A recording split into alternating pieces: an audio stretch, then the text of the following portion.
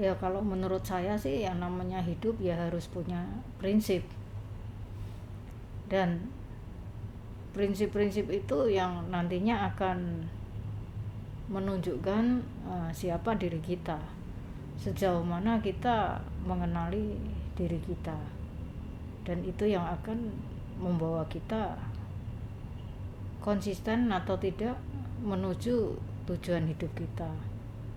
Tujuan hidup ya apakah misi-misi duniawi ataupun misi-misi spiritual, itu menurut saya ya. Dan dalam pandangan saya banyak sekali sebenarnya orang-orang yang menjalani hidup itu tanpa prinsip yang jelas. Bisa dikatakan menjalankan hidup itu dengan ya mungkin hanya sejauh dimana dia ini, ya bahasa saya itu gerudak-geruduk lah, hidup hanya gerudak-geruduk. Jadi banyak orang yang menurut pandangan saya yaitu dia tidak mengenali dirinya, dia tidak mengenali pikirannya seperti apa, perasaannya seperti apa, hatinya seperti apa, maunya apa, tujuan hidupnya apa, bahkan mungkin misi batin atau misi jiwanya ya, mungkin istilah umumnya dia pun nggak tahu. Jadi menjalani hidup sekedar menjalani hidup. Bahkan kadang-kadang kalau kita tidak teguh dalam memegang prinsip hidup kita, ada kalanya kita bisa kehilangan jati diri kita, dan itu pernah terjadi pada diri saya. Dari kecil sebenarnya saya itu sudah memiliki prinsip-prinsip hidup yang saya buat sendiri, dimana apakah itu berkaitan dengan pergaulan dan sebagainya, saya sudah ada spesifikasinya. Jadi dengan siapa saya harus bergaul dan sebagainya. Misalnya dengan orang-orang yang tentu memiliki komitmen persahabatan yang baik, yang memang dia bisa diajak untuk berkembang bersama, bukan dengan orang-orang yang justru toksik, yang hanya meracuni diri saya. Sehingga saya ini tipe orang yang bisa dikatakan lebih baik saya nggak punya teman daripada saya kehilangan jati diri saya, atau mungkin hidup saya jadi teracuni oleh orang-orang lain, sehingga akhirnya saya jadi geser, nggak jadi sesuai dengan yang sebenarnya apa menjadi misi saya dan cita-cita mungkin dalam batin saya itu. Ini mungkin karena saya terlalu memegang prinsip, sehingga akhirnya ketika bertemu dengan orang-orang yang tidak sesuai dengan prinsip saya, tidak sesuai dengan standar itu, kemudian akhirnya yang terjadi apa? Saya jadi mungkin dikatakan teman dekat ataupun sahabat itu minim sekali. Dan bagi saya waktu itu saya merasa bahwa nggak ada masalah buat saya. Daripada saya harus kehilangan jati diri saya, lebih baik saya nggak punya teman. Saya merasa seperti itu dulu ya. Dan saya punya, kenapa? Karena saya punya ini tujuan di dalam hidup saya yang jelas, sehingga saya merasa siapapun yang berada di sekeliling saya haruslah orang-orang yang memang sefrekuensi dengan saya, yang bisa memahami dan sama-sama ikut berjuang, minimal jangan jadi toksik dan meracuni. Sehingga saya dengan mudahnya akan meninggalkan orang-orang yang menurut saya tidak sefrekuensi, dan itu tidak pernah saya sesali. Saya lebih menyesal tetap bergaul dengan mereka, tetapi dalam bergaul itu hanya dilandasi oleh rasa nggak enak. Misalnya kan banyak sekali orang yang mungkin suka berada di tengah banyak orang, dikelilingi oleh banyak orang, atau mungkin butuh pengakuan bahwa dia dalam komunitasnya diakui, padahal sesungguhnya mungkin dia sendiri tidak tidak hidup sesuai dengan jati dirinya, atau mungkin dia sendiri malah nggak tahu dia ini sebenarnya siapa, maunya apa. Nah, seperti itu. Jadi saya punya prinsip yang saya jalankan di dalam hidup saya. Akan tetapi pernah ada satu masa di mana saya merasa saya kehilangan jati diri saya. Jadi begitu saya mengenal Dharma dan kemudian saya jadi sayale, pada waktu itu pola pikir dan cara pandang saya agak bergeser dari prinsip hidup saya.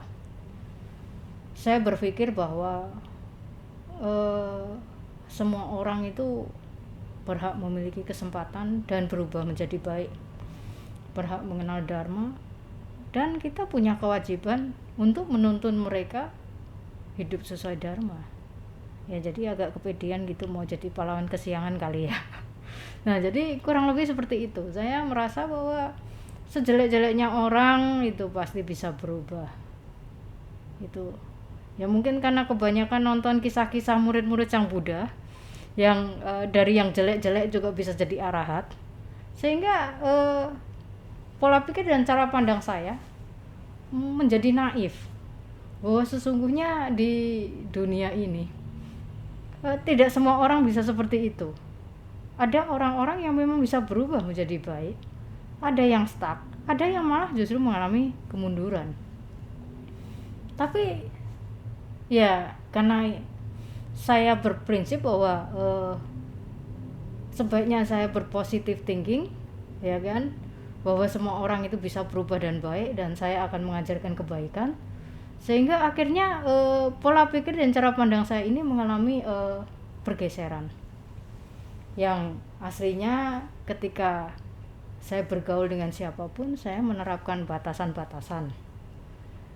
Ya mungkin ibaratnya seperti yang disampaikan Sang Buddha di dalam Dhammapada itu, ya seperti gajah matangga ya, yang meninggalkan kawanannya untuk masuk ke hutannya. Kalau kita tidak menemukan teman yang sejalan yang memang ya kualitasnya mirip-mirip atau lebih tinggi, maka ya kita seperti itu, gajah itu masuk hutan sendirian. Nah, itu sudah saya terapkan dulu sebenarnya, jauh sebelum saya mengenal agama Buddha. Saya memberi batasan-batasan yang jelas. Tetapi ketika saya mengenal Dharma, saya berusaha agar memberi kesempatan kepada semua orang. Sehingga ketika saya misalnya kemudian berpikir, oh orang ini nggak bisa berubah, saya kadang merasa bahwa saya kok jahat banget sih, udah negative thinking, padahal belum memberi kesempatan, misalnya seperti itu. Sehingga karena saya berusaha untuk selalu berpikir baik dan menanam karma baik, saya jadilah orang yang naif seperti tadi. Dan saya nggak menyadari ternyata menjadi orang baik ini juga bisa toksik. Dalam arti ya karena kita seperti itu, yang ada di sekeliling kita jadi toksik, dan kita mengizinkan semua orang untuk memasuki ranah kita secara tidak jelas itu. Nah, sampai suatu hari ya, ketika itu saya sedang tinggal dan berguru di tempat mendiang Bante Dhammatejo. Itu peristiwa itu lumayan berkesan untuk saya, dan itu sempat saya pikirkan, karena perubahan pola pikir dan cara pandang saya yang kemudian sudah berubah ini dari prinsip hidup saya, dan kemudian saya melihat kejadian itu, saya agak galau untuk memutuskan saya harus seperti apa. Jadi ada sebuah kejadian bahwa pada waktu itu di Dhammasala, di tempat Bante Dhammatejo, ada serombongan orang yang non-Buddhis. Jadi dia datang tanya-tanya soal Dhamma, soal agama Buddha dan sebagainya. Di Dhammasala itu ada saya juga, ada Bante. Kemudian lagi ngobrol belum lama, tiba-tiba ini Bante ngeloyor, meninggalkan Dhammasala dan pergi ke kutinya. Saya ditinggal sendirian itu sama rombongan orang-orang itu. Jadi Ya oke lah, saya nggak berani ini mengganggu lah. Kalau memang Bantenya udah masuk ke kuti ya udah. Nah tapi kan kemudian sore biasanya ada jam minum teh gitu kan. Nah, kami ketemu itu di ruang dapur ya, ruang makan itu. Jadi saya protes sama Bante, itu orang-orang mau belajar dhamma, mau mengenal agama Buddha, kenapa sih Bante kok malah meninggalkan mereka, malah ngelonyor kabur? Saya bilang gitu. Kan enggak pas kan, kita kan harusnya membimbing mereka untuk hidup sesuai dharma. Ya pola pikir saya yang naif itu kan ngomong begitu. Tiba-tiba si Bante Dhammatejo waktu itu mengatakan ke saya begini, saya le, kamu tuh masih hijau. Nanti kalau sudah tiba masanya kamu matang, kamu akan bisa membedakan mana yang bisa dirubah dan dikasih dhamma, mana yang tidak. Mana yang kamu akan membuang waktumu sia-sia dengan hanya ngeladenin mereka. Jadi suatu hari kalau kamu itu udah matang ya, kamu bisa milih orang mana yang kamu itu tongkrongin untuk kamu sharing dhamma. Jadi Bante bilang gitu. Jadi terhadap orang-orang yang memang gak prospek dan gak mungkin berubah, ngapain kita buang waktu kita? Mendingan balik ke kuti. Ya kamu di kuti mendingan bisa meditasi lah apalah, tapi waktunya gak terbuang sia-sia. Jadi waktu Bante ngomong gitu, apalagi udah ngomongin saya masih hijau, ya saya gak bantah. Tapi kemudian saya berpikir, dan saya mikir ini sampai berbulan-bulan loh, untuk ya karena galau saya mikir, sebenarnya Bante ini apa nggak terlalu kejam ya, apa nggak negatif thinking ya. Jadi saya sudah ini rancu sendiri waktu itu. Tapi kemudian saya kembali ke flashback kepada hidup saya jauh sebelum saya mengenal agama Buddha, bahwa saya ini orang yang sangat ketat dan tegas dalam memberi batasan-batasan, di mana saya tidak membiarkan orang-orang yang tidak sefrekuensi atau orang-orang toksik itu untuk memasuki kehidupan saya dengan menyia-nyiakan waktu saya. Ini saya butuh waktu berbulan-bulan untuk memastikan yang mana yang akan saya lanjutkan. Jadi apakah saya tetap dengan kenaifan saya, atau saya kembali ke jati diri saya ya, seperti Bante Dhammatejo. Kan Bante Dhammatejo secara tidak langsung dia juga punya jati diri, bahwa prinsip hidupnya itu ya nggak akan mau ngurusin orang-orang yang nggak prospek. Seperti bahasanya si Bante Dhammatejo itu, bahwa kita ini murid Buddha, ikut Buddha. Buddha aja tahu yang prospek itu dikejar jemput bola, yang nggak prospek ditinggalin. Bahasanya gitu. Bisa mikir berbulan-bulan, dan akhirnya saya memutuskan untuk kembali ke jati diri saya lagi. Jadi setelah saya kembali ke prinsip-prinsip hidup saya yang lama, mungkin kadang orang akan berpikir, Sagara ini milih-milih. Sebenarnya saya milih-milih itu wajar.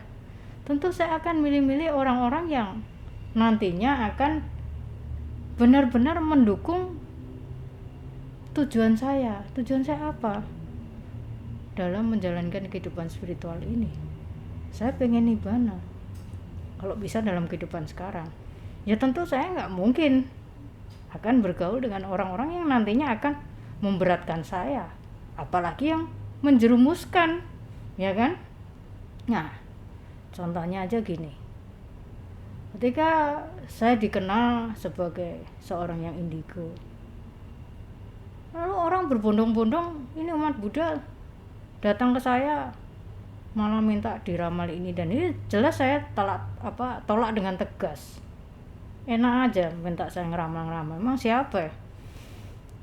Mama saya aja nggak pernah minta-minta diramalkan. Kalaupun minta diramalkan, saya belum tentu juga mau. Itu orang tua saya, mama saya, ngerawat saya, melahirkan saya, yang menghidupi saya sampai saya hari ini bisa segede ini kan. Apalagi orang baru yang katanya mau hidup sesuai dharma, tapi nggak pede minta diramal, itu namanya menyeret saya.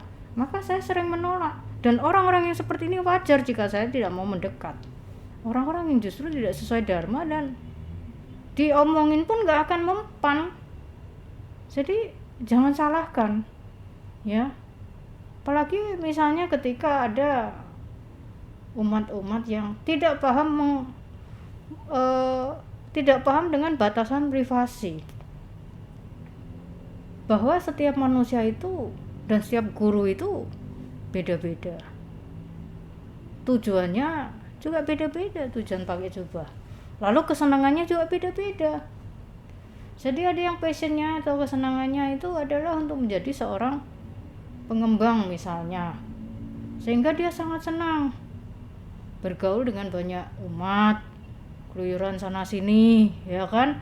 Intinya agama Buddha supaya cepatnya menyebar dengan baik, ya kan. Semakin banyak umat yang muncul semakin senang kan gitu. Ada yang memang tipe-tipe seperti itu, tipe pengembang. Tapi ada juga yang tipe-tipe pertapa. Dari dasarnya secara pribadi saya ini bukan tipe pengembang. Saya lebih ke arah dimana saya menyenangi pertapaan dan bagaimana bicara mengenai olah spiritual. Sehingga kadang ada waktu-waktu dimana ya saya tetap dalam kewajiban saya sebagai seorang bhikkhuni, tentu saya tetap melakukan pembinaan kepada umat-umat ini, karena itu juga salah satu dari kewajiban kan. Akan tetapi karena tujuan utama saya lebih ke spiritual, sehingga otomatis pembinaan umat bagi saya itu bukan prioritas. Ada kalanya ketika saya sedang melakukan pembinaan, saya all out. Kapanpun orang mau menghubungi saya bisa, 24 jam tidak ada masalah. Kapanpun, ya kan. Tapi ada kalanya di mana saya ini harus menyepi. Saya menikmati penyepian saya. Kadang kalau nyepi saya bisa sampai berbulan-bulan, bertahun-tahun.